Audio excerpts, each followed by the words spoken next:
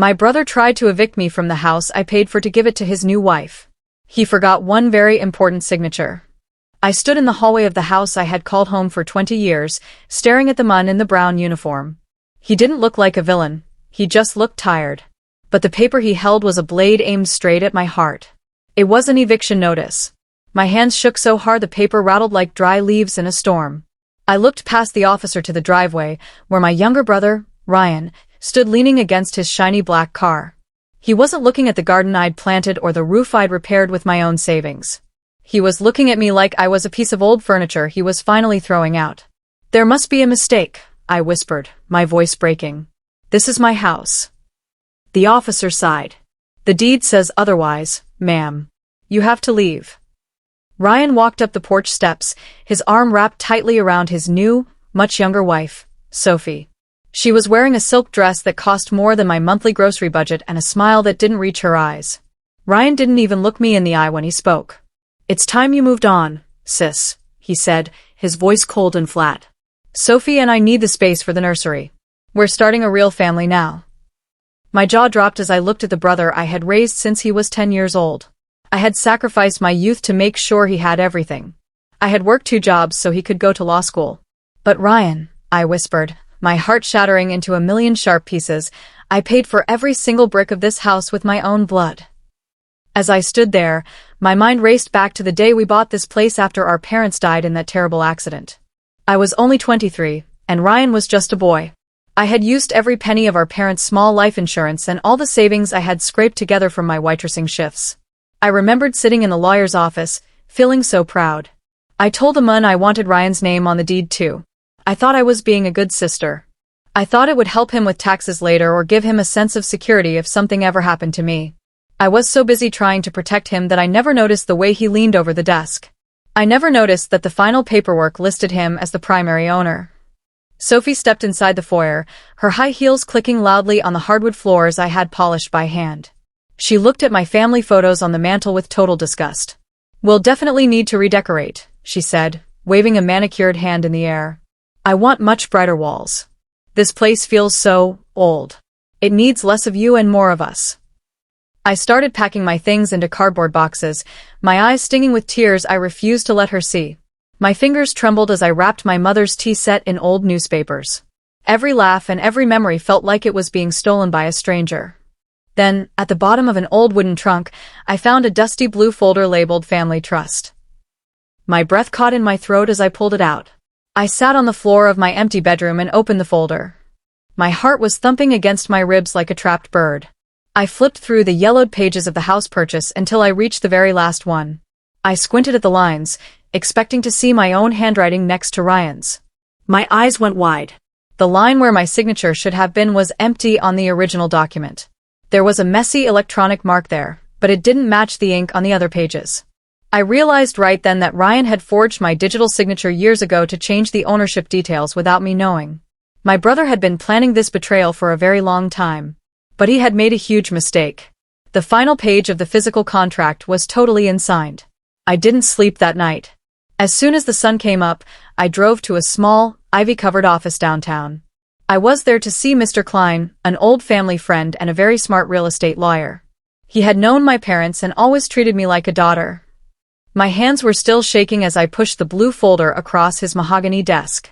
He put on his glasses and studied the papers for a long time in total silence. Finally, he looked up at me with a very serious expression. "Maya, this is unbelievable," he said softly. "He used your old computer login to forge an electronic signature, but the paper deed was never finalized with your physical ink. Without your actual signature, this title is completely invalid." My heart soared with hope. "So, I can stop him?" I asked. Mr. Klein nodded. "Yes, but don't tell him yet." A week later, Ryan and Sophie threw a big housewarming party. They didn't even wait for me to finish moving my last boxes before they invited all their fancy friends over. I dressed in my best Sunday dress and walked through my own front door as a guest. Everyone was holding champagne glasses and toasting the wonderful new homeowners. It felt like a knife twisting in my stomach to see them celebrating in the rooms I had scrubbed and loved. Ryan looked smug, wearing a suit that probably cost more than my old car. When it was time for gifts, I walked up to them with a large, wrapped frame. "This is for you," I said, smiling through the burning pain in my chest. Inside was a beautiful copy of the title. But the last page, the one with the missing signature, was tucked safely inside. The party guests clapped, thinking it was a sweet gesture from a loving older sister. Ryan took the frame, his eyes flashing with a mix of confusion and triumph. He thought I was finally surrendering. Once the guests moved toward the buffet, he cornered me near the kitchen. "I'm glad you're finally being reasonable, Maya," he hissed, his voice low so the others wouldn't hear. "You were making a scene with that eviction nonsense. Did you think you could really play games with me? I'm a lawyer, sis. I know how the world works." I looked at him, seeing the stranger he had become. I didn't cry or scream. I just leaned in and spoke very softly so only he could hear me. "No, Ryan. I don't play games. I just happen to know the rules much better than you do." The next morning, the phone wouldn't stop ringing. It was our Aunt Martha, sounding very upset. "Maya, what on earth is going on?" she cried into the receiver. "Ryan called me saying you are trying to sue him for his own house. He says you're being greedy." The rumor started spreading through our small family like a wildfire. Some of my cousins called to tell me I was being mean to a young couple starting out. They didn't know the truth, and Ryan was making sure it stayed that way. Sophie made things even worse by posting a photo of her new kitchen online. She wrote a long caption about how family freeloaders are the worst kind of people. She called me a squatter in my own home. If you like seeing the truth come out, hit subscribe for more revenge stories. While the family was gossiping, Mr. Klein was doing some heavy digging. He called me back into his office 3 days later. He looked even angrier than before. He had found out that Ryan had refinanced the mortgage on the house not once, but twice. He had taken out hundreds of thousands of dollars in cash to pay for his fancy cars and Sophie's expensive jewelry. My blood ran cold as I looked at the bank documents. Ryan hadn't just stolen the house, he had used my name and my good credit as a guarantor for the loans. If he stopped paying, the bank would come after me for every single penny. He had put a giant financial noose around my neck while smiling at my face. He had truly used me as a human shield for his own greed. I drove to the house and found Ryan alone in the driveway. I didn't wait for him to speak. I marched up and held the bank documents right in front of his face. "You used me, Ryan," I said, my voice trembling with a mixture of grief and fury. "You took out loans in my name while trying to kick me out into the street." Ryan didn't even look ashamed. He just snatched the papers away and crumpled them. "You were always weak, Maya," he snapped, stepping into my personal space to intimidate me. "I'm the one with the law degree. I'm the one who built this family name while you just stayed stuck in the past. You should be thanked for being useful for once." My hand moved before I could even think. I slapped him across the face, the sound echoing like a gunshot. As he stood there shocked, clutching his cheek, my mind flashed back to when we were children. I remembered standing between him and the neighborhood bullies. I remembered working double shifts at the diner just to pay his law school tuition so he wouldn't have any debt. I had been his mother, his sister, and his bank. I remembered a rainy night after our parents' funeral when he clutched my hand and cried. "Promise me you'll never betray me, Maya," he had whispered into my shoulder. I had promised him everything back then. I had given him my life, my money, and my trust. Looking at him now, I realized the boy I had protected was long gone. He was replaced by a man who saw my love as a weakness to be exploited. Sophie didn't stop her online attacks. She started posting vlogs of her renovation plans, showing her tearing down the wallpaper I had picked out with our mother. She hinted to her thousands of followers that I was a bitter, jealous woman who was refusing to leave. "It's so hard when you try to help people and they just squat in your beautiful home," she sighed into her camera, pretending to wipe away a tear. The comments were brutal. People I didn't even know were calling me a toxic sister and a leech. I felt like I was drowning in a sea of lies. But then, I saw a single comment from an old neighbor that stopped my heart. "Wait, isn't that Maya's house? I saw her paying the contractors for that roof 3 years ago." I spent that evening with Mr. Klein, looking over the renovation loan Sophie had mentioned. My eyes widened as I looked at the signatures. Sophie had co-signed a huge new loan for the dream kitchen she wanted. But since Ryan's title to the house was based on a forged signature, the deed they used as collateral for the loan was totally worthless. They had borrowed nearly $80,000 against a house they didn't legally own.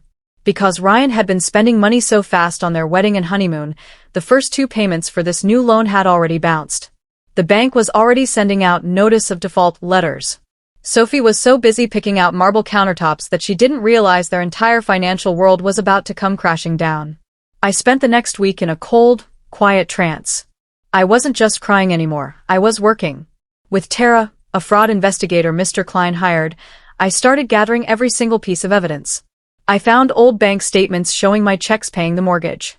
I found witness letters from the contractors who only ever talked to me. Then, Tara found the most important thing of all. She tracked down the notary public whose stamp was on the forged deed from years ago. It turned out the notary was a friend of Ryan's who had lost his license months before the document was stamped. The stamp was expired and the signature was a lie. If you're waiting for the moment the tables turn, hit subscribe for more revenge stories. That night, I sat on the floor of my small temporary apartment, surrounded by the few boxes I had managed to take. The walls felt thin, and the air felt cold. I looked at a photograph of my parents standing in front of the house, their faces beaming with pride. They had worked so hard to leave us something stable, and Ryan had turned it into a weapon of greed. The home I had built with my own sweat, the memories of every Christmas and birthday, all felt like they were being erased. A deep, heavy sob escaped my throat, shaking my entire body.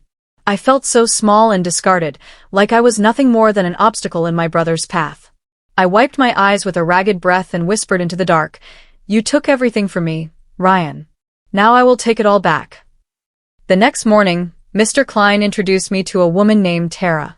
She was a property fraud investigator who looked like she could find a needle in a haystack. She had sharp eyes and a no-nonsense attitude that made me feel safe for the first time in weeks. Tara sat me down and spread out a map of Ryan's financial history. It looked like a tangled web of lies and bad decisions. "Maya, we have enough to stop him right now," she said, tapping a pen against the desk. "We can take this to the police and make it a clean legal battle. Or, if you want, we can make this poetic. We can let him think he's winning until the very moment his floor disappears." I didn't even have to think about it. I looked her in the eye and chose poetic. Tara began tracing every single one of Ryan's fraudulent transactions with surgical precision. She discovered that he had moved money through 3 different accounts to hide the fact that he was using the house equity for personal toys. But then she found something even more shocking. There was a secret credit card in Sophie's name, and it was being used to buy thousands of dollars worth of luxury furniture for the house. The problem was that the card was linked to my old credit profile from 10 years ago.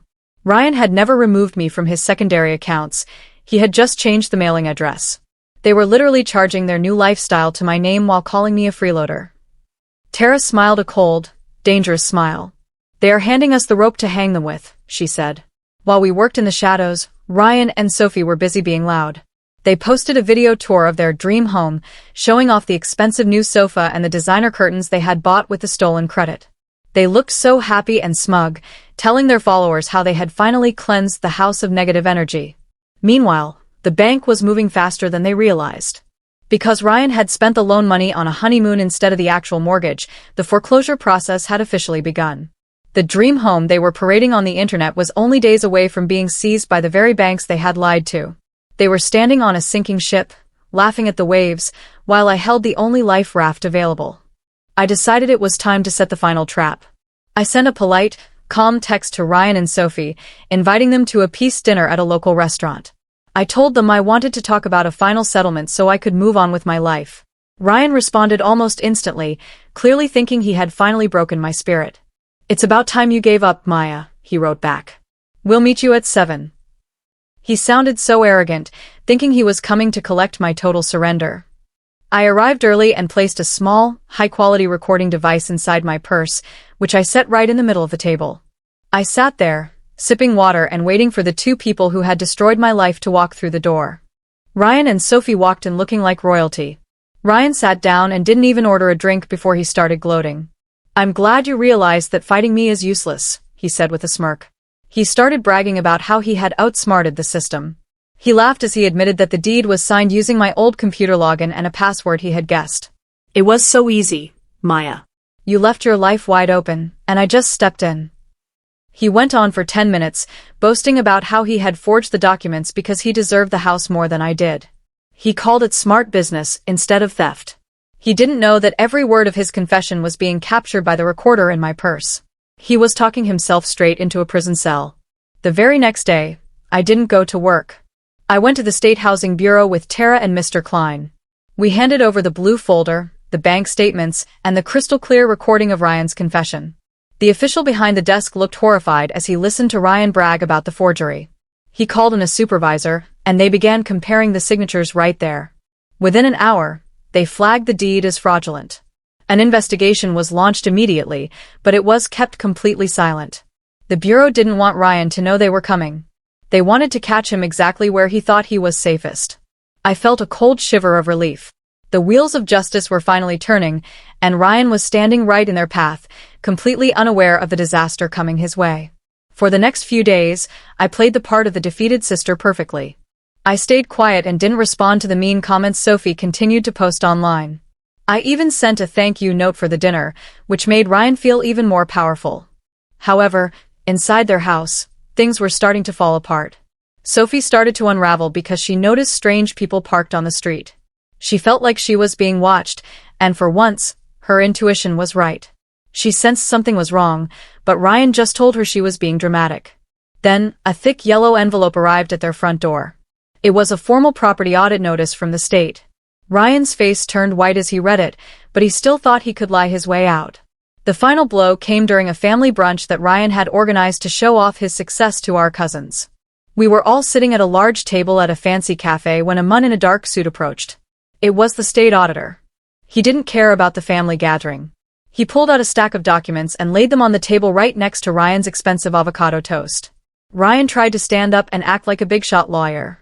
"You can't do this here," he shouted, his face turning a deep shade of purple. The auditor didn't blink. He looked at the whole family and spoke clearly. "Sir, your ownership of the property is based on a forged title and an expired notary stamp. The house is not legally yours." The table went silent. Ryan tried to argue, shouting about his rights and his law degree, but the auditor just kept pulling out more proof. Every forged signature and every fake form collapsed under the weight of the truth. Our family members gasped as they realized Ryan had lied to them for months. Sophie started screaming at Ryan, asking him what he had done to their dream life. I stayed perfectly silent at the end of the table, watching my brother sink into the hole he had dug for himself. He looked at me, his eyes full of a pathetic kind of plea, but I didn't move a muscle. Finally, the auditor turned to the group and made the announcement I had waited years to hear. The fraudulent deed is void. Ownership reverts to the original pair, Amelia Maya Green. The auditor's words hung in the air like a heavy curtain. I didn't wait for the family to process the news. I left the brunch quietly and drove straight to my house. A locksmith was already waiting in the driveway, just as Mr. Klein had arranged. Within 30 minutes, the heavy brass locks were replaced with new, secure ones. I walked through the rooms, breathing in the scent of my own home, even though it was filled with Sophie's tacky decorations. When Ryan and Sophie finally returned from their ruined brunch, they found me standing on the porch. Ryan grabbed the doorknob and twisted it, but it wouldn't budge. He looked up at me, his face a mask of pure shock and fury. I pointed to a large, laminated sign I had taped to the front door. "Unauthorized occupants will be prosecuted for trespassing." Ryan began pounding on the door so hard the glass rattled in the frames. "Maya, open this door right now," he screamed, his voice cracking with desperation. "This is my house. You can't do this." Behind him, Sophie was sobbing loudly, her expensive makeup running down her face in dark streaks. "You promised this was ours, Ryan. You said she couldn't touch us," she wailed, looking at the house like a dying dream. I didn't say a word. I just held up my phone and pressed 3 buttons. Within minutes, a police car pulled into the driveway. The officers walked up the steps and looked at my legal ownership papers and the auditor's report. They turned to Ryan and Sophie with cold expressions. "You need to leave the premises immediately," the officer said. "If you want to see the bullies lose, hit subscribe." The battle moved from the porch to the courtroom 2 weeks later. Ryan tried to sue me for ownership rights, claiming he had put work into the house that earned him the title. He sat at the defense table, looking tired and disheveled. I sat next to Mr. Klein, feeling calm and steady. The judge listened as Ryan's lawyer tried to make excuses, but then it was our turn. Mr. Klein presented every piece of evidence we had gathered. He showed the forged documents, the recording of Ryan's confession, and the bank records proving I had paid for everything. The judge looked at the stack of lies and shook her head in disgust. "This is a clear case of fraud and elder abuse," the judge stated firmly. "Case dismissed. Ownership is returned to Maya Green, effective immediately." After the judge finished speaking, Tara stepped forward with one final, devastating twist. She had been working with the bank's legal team. Because the deed Ryan used for his loans was now officially declared invalid, those debts could no longer be tied to the house. However, the money had still been spent. The loans have been decoupled from the property, Tara explained to the court. The debt of $400,000 now reverts solely to the individuals who signed for them. Ryan and Sophie froze as they realized what that meant. The house was safe and clear in my name, but the massive mountain of debt was now theirs alone. They were responsible for every penny of the lifestyle they had stolen. They had nothing left but a pile of bills and each other's resentment. A few days later, I sat on my front porch with a cup of tea. It was a beautiful, sunny morning. A large furniture truck pulled into the driveway, but it wasn't there for me.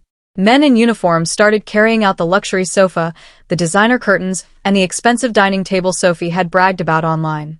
They were repossessing everything because the loans hadn't been paid. I watched as Sophie stood on the sidewalk, clutching a small bag of clothes and crying as her dream life was loaded into the back of a van. Ryan stood next to her, looking small and defeated. I leaned over the railing and caught Sophie's eye for a second. "It looks much more beautiful outside my house than inside," I said calmly. "If you love justice, hit subscribe for more." The downfall was not a quiet affair. The story of the brother who evicted his sister and lost everything leaked online within hours. Local news blogs and social media pages picked up the court documents and the video of the police removal. People who had previously called me a leech were now flooding Ryan's professional pages with messages of disgust. He had always cared more about his image than his character, and now his image was completely destroyed. By the next morning, 3 of his biggest law firm sponsors sent out public statements saying they were dropping him immediately. They didn't want to be associated with a man who would forge his own sister's signature to steal her home. Ryan was no longer the high-flying lawyer he pretended to be. He was just a man with a ruined reputation and a very dark future. The stress of the debt and the public shame was too much for their shallow marriage to survive. Just 6 weeks after they were removed from my house, Sophie filed for divorce. She didn't stand by him like I had for 30 years. Instead, she went back on social media to post a long, tearful video. She claimed she was a victim too and called Ryan a broke manipulator who had tricked her into a life of crime. She left him in their tiny, cramped apartment, taking the last of the jewelry he had bought with the stolen equity. That evening, my phone buzzed with a text from an unknown number. It was Ryan. "You ruined me, Maya," it read. "I have nothing left because of you." He still couldn't admit that he was the one who had pulled the trigger on his own life. I sat in my quiet kitchen, looking at his message on the screen. For a second, a tiny part of me felt a flicker of the old sisterly habit to fix things for him. But then I looked at the spot on the wall where he had tried to tear down our family history. I remembered the cold look in his eyes when he told me I was weak. I typed back a response that was short and final. "No, Ryan. You ruined yourself the moment you decided my love was a weakness. You signed yourself away years ago when you chose greed over family. I just stopped holding the pen for you." I hit send and immediately blocked his number. He never texted back, and for the first time in my life, I didn't care where he was or how he was doing. He was finally a ghost. I spent the next month renovating the house, but I didn't do it for show. I hired local workers and did much of the painting myself. There was no gold leaf or expensive marble this time, just warm colors and comfortable furniture that felt like me. I spent my afternoons in the garden, planting the flowers Ryan had trampled. One afternoon, I stood in the kitchen with a bucket of white paint. I spent 3 hours carefully covering the last wall that Sophie had planned to redecorate with her cold, modern style. As the old marks disappeared under the fresh paint, I felt the weight of the betrayal finally lifting from my shoulders. The house didn't feel like a crime scene anymore. It felt like a sanctuary again. No glamour was needed, just the simple, quiet feeling of true peace. My story didn't just stay in my town. It went viral across the country. I started receiving letters from other women who had been pushed out of their homes by greedy relatives or deceptive partners. It made me realize that I wasn't alone.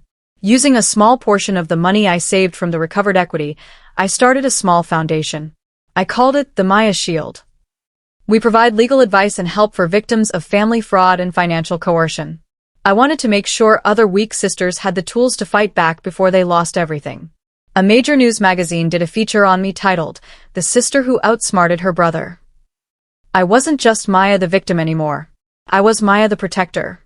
If you believe in helping others find their voice, hit subscribe for more stories. Late one Tuesday afternoon, a thick envelope arrived in my mailbox. I recognized the messy, slanting handwriting immediately. It was a letter from Ryan, sent from a tiny basement apartment on the other side of the city. I sat on my porch swing and read his words. He wrote about how hard his life had become and how he was struggling to find even basic work with a fraud investigation on his record. "I finally see everything clearly," he wrote near the end. "You were always better than me, Maya. You were the only person who truly loved me, and I threw it away for nothing." For a moment, I felt a pang of sadness for the boy he used to be. But then I stood up, walked to my fire pit, and dropped the paper in. I watched it burn, smiling softly as the ashes blew away. A few days later, I heard a soft knock at my front door. I opened it to find Sophie standing there. She looked much humbler than the woman who had mocked my old house months ago. Her designer clothes were gone, replaced by a simple hoodie and jeans. She didn't try to push her way in this time. "He ruined both of us, Maya," she said, her voice sounding tired and hollow. "I lost my house, my followers, and my dignity because of his lies. I guess you won in the end." I looked at her, not with anger, but with a distant kind of pity. "No one wins when family turns into a business, Sophie," I replied. "I didn't win a game, I just protected my life." She looked at me for a long moment, nodded slowly, and walked away into the shadows of the street. The last of the moving boxes was finally unpacked. I spent the evening walking through every room, touching the walls and feeling the solidness of the floor beneath my feet. The house felt whole again, as if it were breathing a sigh of relief alongside me. I went into the hallway and looked at the blue folder that had started this entire journey.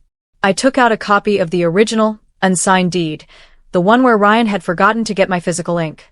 I didn't hide it in a trunk this time. Instead, I put it into a beautiful gold frame and hung it right on the wall in the foyer. It was a reminder that small things can have a very big impact.